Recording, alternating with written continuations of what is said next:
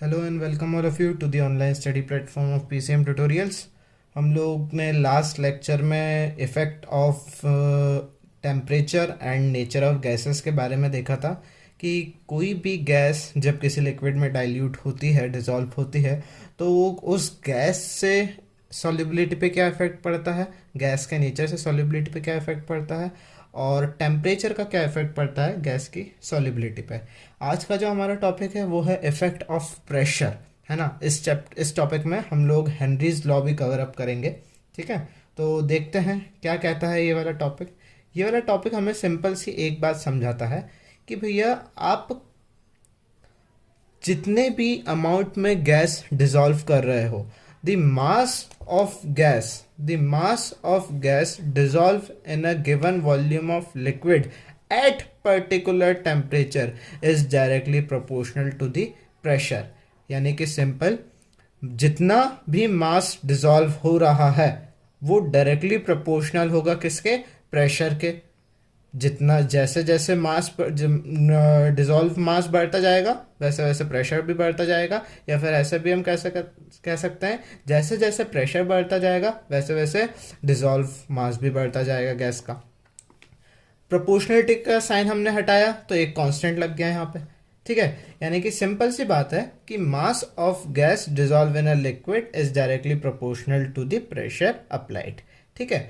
अब इस चीज को समझाने के लिए एक और साइंटिस्ट है डेल्टन ने अपनी एक इंडिपेंडेंट थ्योरी दी, और उस थ्योरी में उन्होंने क्या समझाने की कोशिश करी। इसमें डेल्टन ने बोला कि solubility of any gas is the mixture in a mixture is directly proportional to the partial pressure of that gas in a mixture। अब क्या कहना चाह रहा है ये समझते हैं हम जरा। फॉर एग्जाम्पल हम मान के चलें कि ये हमारे पास एक कंटेनर है, ठीक है। इस कंटेनर में कोई लिक्विड भरा हुआ है।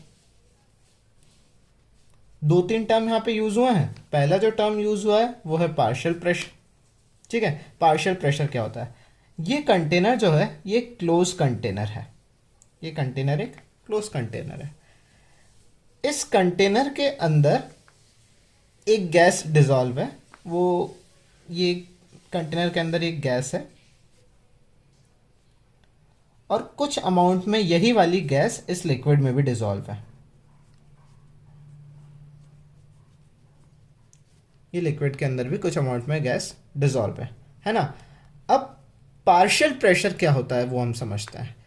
वेपर प्रेशर का मतलब ये होता है, पहले वेपर प्रेशर में बता देता हूँ। वेपर प्रेशर का मतलब ये होता है कि ये जो वेपर स्टेट में जो हमारे पास गैस है, ये गैस लिक्विड के सरफेस पे स्ट्राइक करती हैं, और स्ट्राइक करने पे ये जो भी प्रेशर अप्लाई करती है उसे हम कहते हैं वेपर प्रेशर। लेकिन अगर हम यहाँ पे मान के चले कि अगर हमारे इस कंटेनर में एक से ज़्यादा गैस है, यानी कि एक गैस जो मैंने ब्लू कलर से बना के रखी है और दूसरी गैस ये मैंने रेड कलर से बना के रखी है, तो ऑब्वियसली इस लिक्विड के अंदर भी कुछ अमाउंट में ये वाली गैस डिसॉल्व होगी। ये अमाउंट में हमने गैस भी डिसॉल्व कर दी। तो पार्शियल प्रेशर क्या होता है, पार्शियल प्रेशर का मतलब यह होता है कि जो मिक्सचर ऑफ गैसेस यहाँ पे वेपर स्टेट में प्रेजेंट है, जो मिक्सचर ऑफ गैसेस यहाँ पे वेपर स्टेट में प्रेजेंट है, उसमें से एक पर्टिकुलर गैस, यानी कि मैंने रेड वाली गैस की बात करी है जो रेड कलर से मैंने बना के रखी है, ये रेड वाली गैस, एक पर्टिकुलर गैस कितना प्रेशर अप्लाई कर रही है लिक्विड के सरफेस पे, उसे हम कहेंगे पार्शियल प्रेशर, ठीक है। तो ये हो गया पार्शियल प्रेशर। पार्शियल प्रेशर को हम हमेशा छोटे स्मॉल लेटर से हम डिनोट करते हैं, है ना। Partial pressure of gas red plus partial pressure of gas blue is equals to total pressure, या फिर is equals to the total vapour pressure. तो पार्शियल प्रेशर होता है सिंपली क्या, कि एक पर्टिकुलर गैस लिक्विड के सरफेस पे जो भी प्रेशर लगा रही है उसे हम कहते हैं पार्शियल प्रेशर। तो डेल्टन ने इंडिपेंडेंटली ये बताया कि solubility of any gas in a mixture is directly proportional to the partial pressure. यानी कि एक लिक्विड में जो भी गैस डिसॉल्व होती है उसका अमाउंट को उन्होंने यहाँ पे मास, हमने ऊपर मास देखा था, यहाँ पे उन्होंने मास को चेंज करके यहाँ पे क्या रख दिया उन्होंने, पार्शियल मास को चेंज करके उन्होंने रख दिया मोल फ्रैक्शन, और यहाँ पे उन्होंने पार्शियल प्रेशर रख दिया। तो वो ये कहते हैं कि कितने अमाउंट की गैस इस लिक्विड में डिसॉल्व है, वो डिपेंड करेगा कि कितना पार्शियल प्रेशर उस गैस के मॉलिक्यूल्स, वेपर स्टेट में प्रेजेंट गैस के मॉलिक्यूल्स लिक्विड के सरफेस पे लगा रहे हैं। फॉर एग्जाम्पल, अगर मान लो यहाँ पर रेड वाली गैस ज्यादा डिसॉल्व है, यानी कि रेड वाली गैस के मॉलिक्यूल्स ज्यादा पार्शियल प्रेशर यहाँ पे अप्लाई कर रहे हैं, जो कि वेपर स्टेट में है। वेपर स्टेट में रेड वाली गैस के मॉलिक्यूल्स इस लिक्विड के सरफेस पे ज्यादा प्रेशर अप्लाई कर रहे हैं। तो उन्होंने सिंपली ये बताया कि जितने मोल फ्रैक्शन, अब यहाँ पे मोल फ्रैक्शन भी हम टर्म तभी यूज करते हैं जब हमारे पास एक से ज्यादा गैस हो, है ना। तो मोल fraction of gas, red gas, कि कितनी रेड गैस इस लिक्विड के अंदर डिसॉल्व है, is equals to partial pressure of that red gas, यानी कि वो रेड गैस यहाँ पे जो वेपर स्टेट में रेड गैस है वो कितना पार्शियल प्रेशर अप्लाई कर रही है, multiplied by some constant, multiplied by some constant. यहाँ पे मैंने एक छोटा सा डैश लगा दिया है क्योंकि ऊपर भी मैंने के लिया था, यहाँ पे भी मैंने के लिया है, इस वजह से मैंने यहाँ पे एक छोटा सा डैश लगा दिया है। तो यहां से शुरुआत होती है हमारे टॉपिक की, हेनरीज लॉ। अभी तक हमने ये देखा कि मास ऑफ गैस, मतलब mass is directly proportional to pressure रहता है, यानी कि हम सिंपली ये कह सकते हैं कि solubility is directly proportional to pressure. उतनी ही गैस डिसॉल्व होगी जितना ज्यादा प्रेशर होगा। उसके बाद इंडिपेंडेंटली डाल्टन ने भी हमें एक थ्योरी बता दी कि अगर एक से ज्यादा आपके पास गैसेस प्रेजेंट हो तो हम किसी एक गैस की सॉल्युबिलिटी कैसे बताएंगे, हम एक गैस की सॉल्युबिलिटी बताएंगे mole fraction of gas is equals to the partial pressure of gas applied by the vapour phase. मतलब जो गैस वेपर फेज में प्रेजेंट है वो लिक्विड के सरफेस पे कितना प्रेशर लगा रही है, मल्टीप्लाइड बाय सम कांस्टेंट। इसके बाद यहाँ पे हमारा जो टॉपिक चालू होता है वो चालू होता है कि भैया इससे हमें हेनरीज लॉ कैसे मिला, है ना। तो हेनरीज लॉ सिंपली क्या कहता है हम ये देख लेते हैं। हेनरी लॉ ये कहता है कि the partial pressure of a gas in a liquid, the partial pressure of a gas in a liquid, the partial pressure of a gas in a vapour phase is directly proportional to the mole fraction of the gas in solution. ठीक है, समझने की कोशिश करते हैं क्या कहना चाह रहा है ये। हमने ऊपर ये वाला एक इक्वेशन पढ़ा, इस इक्वेशन में वो ये इस इक्वेशन में वो ये कह रहा है कि mole fraction is equals to partial pressure and multiplied by the constant. लेकिन हेनरीज लॉ यहाँ पे पार्शियल प्रेशर के बेसिस पे अगर बता रहा है तो हम इस इक्वेशन को थोड़ा सा कन्वर्ट करके लिखने की कोशिश करेंगे। अगर हम इस इक्वेशन को थोड़ा सा रीअरेंज करते हैं तो यही वाली इक्वेशन हमारी बनती है। पार्शियल प्रेशर को हम नीचे लेके आए, इसे इधर लेके गए, ठीक है। तो सिंपली हमारी इक्वेशन क्या बनी, partial pressure equals to 1/k dash into mole fraction, है ना। यानी कि सिंपली अगर हम इस इक्वेशन को अरेंज करेंगे या फिर अपन 1/k डैश को कुछ अलग तरीके से अरेंज करके देखें तो 1/k डैश को हमने ले लिया kh, यानी कि जो हमारी फाइनल इक्वेशन बनी वो क्या बनी कि partial pressure of a gas is equals to the mole fraction, product of mole fraction of gas and some constant, and this constant is known as Henry's constant, जिसकी यूनिट होती है atom पर बार। तो ये हमारा फाइनली हमारा Henrys law यहाँ पे मिलता है हमें। हेनरीज लॉ क्या कहता है हमें, हेनरीज लॉ हमें ये कहता है कि अगेन समझने की कोशिश करते हैं, एक क्लोज कंटेनर है, क्लोज कंटेनर में यहाँ पे एक लिक्विड भरा हुआ है, ठीक है, और यहाँ पे कोई एक गैस है जो कि वेपर स्टेट में यहाँ पे प्रेजेंट है ना। तो partial pressure of gas applied, partial pressure of gas present in vapour phase applied on a liquid surface of liquid is equals to the product of, यानी कि पार्शियल प्रेशर हो गया ब्लू गैस का, is equals to Henry's constant, product of Henry's constant and the mole fraction क्या है, यानी कि इस लिक्विड में कितनी गैस डिसॉल्व है, यानी कि इस लिक्विड में उतनी ही ज्यादा गैस डिसॉल्व होगी, इस लिक्विड में उतनी ही ज्यादा मोल फ्रैक्शन ऑफ गैस डिसॉल्व होगी जितना पार्शियल प्रेशर इस पे लगेगा। ठीक है, एक बार फिर से समझने की कोशिश करते हैं। इफेक्ट ऑफ प्रेशर क्या समझाता है कि भैया मास डायरेक्टली प्रोपोर्शनल है प्रेशर के, यानी कि जितना उतनी ही ज़्यादा सॉल्युबिलिटी होगी जितना ज़्यादा प्रेशर होगा। अगर आपके पास एक से ज़्यादा गैसेस हो गई उस केस में आपके पास आ गया डाल्टन का एक लॉ, है ना। डाल्टन ने अपनी एक थ्योरी में ये बता दिया कि अगर आपके पास एक से ज़्यादा गैसेस है तो उस केस में आप मोल फ्रैक्शन लोगे।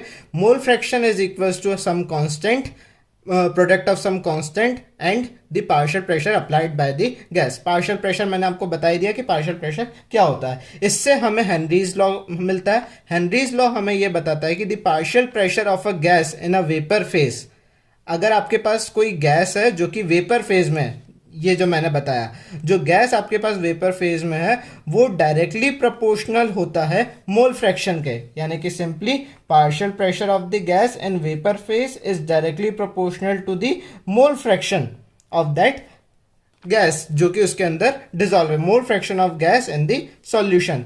ये आपके पास लिक्विड है, इस लिक्विड के अंदर जितनी भी गैस डिसॉल्व है वो गैस का डिसोल्यूशन या सॉल्युबिलिटी डिपेंड करेगी कि वही गैस जो वेपर फेज में प्रेजेंट है वो लिक्विड के सरफेस पे कितना प्रेशर लगा रही है। कांस्टेंट हटेगा यहाँ पे तो 1/k लगेगा। अब ये 1/k डैश कैसे आया, ये मैंने ऊपर से बताया कि इस इक्वेशन को अगर हम रीअरेंज करते हैं यानी कि अगर हम k डैश को यहाँ पे नीचे लेके आते हैं तो pressure P A is equals to 1/k dash into mole fraction, है ना। इससे हमें अब 1/k डैश को अगर हम इस चीज को इस फॉर्म में लिख दें 1/k dash equals to k, तो हमारी जो नई इक्वेशन बन के आती है वो ये आती है कि P A is equals to K H, product of K H and mole fraction. तो फाइनली हमें हमारा ये हेनरीज लॉ ये कहता है कि the partial pressure of the gas is directly proportional to the mole fraction of gas dissolve in the solution. Partial pressure कौन सा, वेपर फेज का। मोल फ्रैक्शन कौन सा, जो गैस उसमें डिसॉल्व है। के एच है हमारे पास, क्या है ये, के एच हेनरीज कांस्टेंट है जिसकी यूनिट होती है एटम पर बार। ठीक है, इसे हम थोड़ा सा अगर और हम इसके डिटेल में थोड़ा समझने की कोशिश करें तो अभी तक हमने ये देखा कि टेम्परेचर जैसे जैसे बढ़ता है सॉल्युबिलिटी कम होती है। इस चीज में कोई डाउट नहीं है कि टेम्परेचर जैसे जैसे बढ़ेगा सॉल्युबिलिटी कम होगी। ठीक है, इसके अलावा आपके पास हमने एक इक्वेशन देखी थी, इक्वेशन ये वाली इक्वेशन है। ठीक है, मैं यहाँ पे अलग से लिख के समझा देता हूँ कि P A equals to K H Henrys constant into mole fraction, है ना। मैंने पी ए क्यों ले रहा हूँ, मैं ये मान के चल रहा हूँ कि एक से ज़्यादा गैसेस हैं, है ना। अगर फॉर एग्जांपल ये अगेन एग्जाम्पल लेके चलते हैं हम, ये बीकर है हमारे पास, बीकर में अगर आपके पास कोई एक और गैस प्रेजेंट है, मान लो एक ये रेड वाली गैस और प्रेजेंट है ना। तो इस रेड वाली गैस को मैंने नाम दे दिया, रेड गैस को मैंने नाम दे दिया बी। तो उसके केस में कि ये रेड गैस इस लिक्विड के अंदर कितनी डिसॉल्व है वो हम कैसे लिखेंगे हेनरीज लॉ के फॉर्म में कि पी बी, यानी कि वेपर फेज में ये जो रेड वाली गैस है वो कितना प्रेशर लगा रही है is equals to the product of Henry's constant and the mole fraction of gas B dissolve in that liquid। यानी कि ये वाली जो गैस है, ये वाली जो बी गैस जो है रेड जिसे हम मान के चल रहे हैं, ये बी गैस लिक्विड के अंदर उतनी ही ज़्यादा डिसॉल्व होगी जितना कि ये रेड वाली गैस वेपर फेज में रेड वाली गैस जितना प्रेशर लगाएगी। तो सिंपली हमने देखा कि टेम्परेचर बढ़ेगा तो सॉल्युबिलिटी कम होगी, ये हम पहले पढ़ चुके हैं। अब इस इक्वेशन के अकॉर्डिंग अगर हम इस इक्वेशन के अकॉर्डिंग पी ए को अगर हम कांस्टेंट मान लेते हैं, पी ए को अगर हम कांस्टेंट मान लेते हैं, यानी कि 1/kh इक्वल्स टू एक्स ए होगा या नहीं होगा। अगर ऐसा होगा तो हम सिंपली ये भी तो कह सकते हैं कि mole fraction is inversely proportional to K H. अगर mole fraction is inversely proportional to K H है, यानी कि जैसे जैसे हेनरीज कांस्टेंट बढ़ेगा सॉल्युबिलिटी कम होगी। ठीक है, तो टेम्परेचर बढ़ रहा है, सॉल्युबिलिटी कम हो रही है। हेनरीज कांस्टेंट बढ़ रहा है, सॉल्युबिलिटी कम हो रही है। यानी कि हम ये भी तो कह सकते हैं कि temperature is directly proportional to K H. क्यों? क्योंकि टेम्परेचर बढ़ा, सॉल्युबिलिटी कम हुई। हेनरीज कांस्टेंट बढ़ा, सॉल्युबिलिटी कम हुई। तो हम सिंपली ये डिनोट कर सकते हैं कि temperature is directly proportional to Henry's constant. अगर टेम्परेचर हेनरीज कांस्टेंट के डायरेक्टली प्रोपोर्शनल है, इसकी मदद से हमें के एच के बारे में, यानी कि जो हमारा हेनरीज कांस्टेंट है, हेनरीज कांस्टेंट के बारे में हम कुछ पॉइंट्स डिड्यूस करने की कोशिश करेंगे। हेनरीज कांस्टेंट के क्या सिग्निफिकेंस है वो हम डिड्यूस करने की कोशिश करेंगे। तो हेनरी कांस्टेंट हमें क्या बताता है, सिंपल से देखने की कोशिश करते हैं कि Henrys constant is the function of gas. अब ऐसा मैंने क्यों बोला? ऐसा मैंने इसलिए बोला क्योंकि हेनरी कांस्टेंट अलग अलग गैसेस के केस में हेनरी कांस्टेंट की वैल्यू बदल जाती है। दूसरी चीज, greater value of K H lower the solubility. अभी मैंने बताया था कि जैसे जितनी ज़्यादा वैल्यू के एच की होगी, सॉल्युबिलिटी उतनी ज़्यादा कम होगी, क्योंकि वो इन्वर्सली प्रोपोर्शनल होता है। दूसरी चीज़, के एच की वैल्यू इंक्रीज होगी विद टेम्परेचर। अगर टेम्परेचर बढ़ता है तो के एच की वैल्यू भी इंक्रीज होगी। अब इस चीज़ को समझने के लिए आपके पास एनसीईआरटी में एक टेबल बना हुआ है।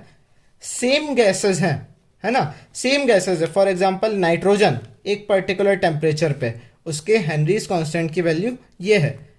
नाइट्रोजन थोड़े ज़्यादा टेम्परेचर पे, हेनरीज कांस्टेंट की वैल्यू अगेन बढ़ गई। यानी कि temperature is directly proportional to Henry's constant. और जैसे जैसे टेम्परेचर बढ़ते जाएगा, सॉल्युबिलिटी वहाँ पे क्या होती जाएगी? कम होते जाएगी। तो अगर आपके पास ये एक इक्वेशन है, P A is equals to the product of K H and X A, तो अगर हम इस इक्वेशन को लाइन की इक्वेशन से कंपेयर करें, y equals to M X, ये एक ऐसी लाइन होती है जो कि ओरिजिन से स्टार्ट होती है ना, y equals to M X. तो हमने यहाँ पे इस एक्सेस पे y equals to M X को जब हम ग्राफ में प्लॉट करेंगे तो ये एक स्ट्रेट लाइन होगी जिसमें जो m होता है इस इक्वेशन में, ये होता है स्लोप। तो इस इक्वेशन से कंपेयर करने पे जो के एच निकलेगा वो किसी भी गैस का क्या होता है यहाँ पे? स्लोप। तो अभी तक हमने जो भी पढ़ा उसका एक छोटा सा हम वापस से उसे शॉर्ट में थोड़ा सा रिकैप ले लेते हैं कि हमने क्या देखा। हमने ये देखा कि मास ऑफ गैस जो होता है वो डायरेक्टली प्रोपोर्शनल होता है प्रेशर के। यानी कि किसी गैस की सॉल्युबिलिटी उतनी ही ज़्यादा होगी जितना ज़्यादा उस पर प्रेशर लगाया जाएगा। अगर एक से ज़्यादा गैसेस हैं तो उसके केस में हम यहाँ पे ले लेते हैं मोल फ्रैक्शन, जो कि दिया गया था डाल्टन के द्वारा। मोल फ्रैक्शन किसी एक पर्टिकुलर गैस का, अगर आपके पास एक से ज़्यादा गैस है तो एक्स ए भी हो सकता है, एक्स बी भी हो सकता है। उसके अलावा हमने यहाँ पे एक लगाया कांस्टेंट, जिसे हमने नाम दिया K dash is equals to the constant and the partial pressure applied by the gas A in the vapour phase. Mind कीजिएगा, ये पार्शियल प्रेशर उस गैस का है जो गैस कौन से फेज में है? वेपर फेज में है। इसी की मदद से यहाँ पे हमारे पास हेनरीज लॉ की इक्वेशन आती है। हेनरीज लॉ सिंपली ये कहता है कि partial pressure of the gas in the vapour phase is directly proportional to the mole fraction of the gas dissolve in that liquid. अगर आपके पास एक कंटेनर है, इस कंटेनर में दो गैस हैं, एक गैस ये है और दूसरी गैस ये है, और ये कंटेनर क्लोज है, ठीक है। तो कौन सी गैस इस लिक्विड में कितना डिसॉल्व होगी वो डिपेंड करेगा कि वेपर फेज में उस गैस के मॉलिक्यूल्स कितना प्रेशर अप्लाई कर रहे हैं। अगर हमने रेड गैस की बात करी तो रेड गैस के मॉलिक्यूल्स कितना प्रेशर अप्लाई कर रहे हैं वो डिपेंड करेगा कि रेड गैस के मॉलिक्यूल्स इस लिक्विड में कितना ज़्यादा डिसॉल्व है ना। इसकी मदद से जब हम इस चीज़ को कांस्टेंट, जब यहाँ पे हम प्रोपोर्शनलिटी का साइन हटाते हैं तो सिंपली इस प्रोपोर्शनलिटी के साइन की जगह एक कांस्टेंट ले लेता है जिसे हम कहते हैं के एच, ठीक है। के एच जो होता है वहाँ पे हेनरीज कांस्टेंट होता है, और ये जो है ये एक गैस का फंक्शन है। गैस का फंक्शन यानी कि डिफरेंट गैस पे इसकी वैल्यू जो है बढ़ती जाती है। फाइनली हमने ये देखा था कि टेम्परेचर जब बढ़ेगा तो सॉल्युबिलिटी उस केस में कम हो जाएगी, ठीक है। उसके अलावा हमने ये देखा कि के एच की वैल्यू जब बढ़ेगी अगेन सॉल्युबिलिटी कम हो जाएगी, तो फाइनली हम इससे ये डिड्यूस कर सकते हैं कि temperature is directly proportional to K H, यानी कि जब टेम्परेचर बढ़ेगा तो के एच भी बढ़ेगा, और जब के एच बढ़ेगा तो उस केस में जो सॉल्युबिलिटी है वो सॉल्युबिलिटी जो है वो कम हो जाएगी। कोई दिक्कत यहाँ पे, यानी कि इन्वर्सली प्रोपोर्शनल मैंने यहाँ पे इसे बना दिया है ना। अब इस पूरे सिस्टम को हम